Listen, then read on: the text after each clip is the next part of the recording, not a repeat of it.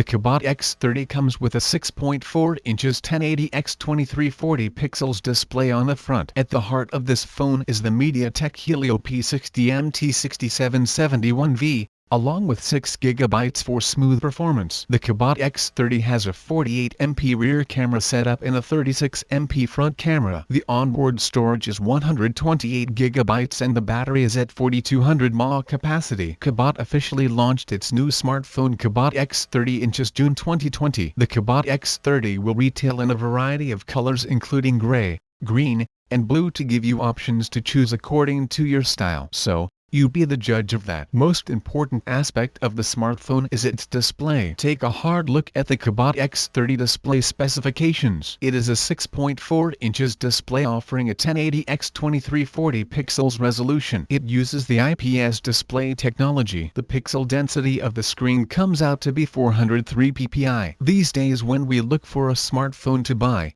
the first thing that we asked is about the details of the camera. So here you go. The Cubot X30 comes with a single rear camera which has a resolution of 48MP. Know that there will be LED flash for low light photography support. The selfie camera is of 36MP resolution. The front camera can record videos at 1920 x 1080 pixels at 30 fps. Coming to the internals on the Cubot X30, it comes powered by a MediaTek Helio P60 MT6771V processor, which is accompanied by a ARM Mali G72MP3 GPU. Talking about the RAM and storage, it comes with a 6GB and 8GB of RAM and 128GB, 256GB of internal storage. There is an external storage option available and it supports external storage type of microSD, microSDHC, microSDXC. As far as the biometric security is concerned, it comes with a fingerprint sensor. We are mostly concerned about the battery life on our phones.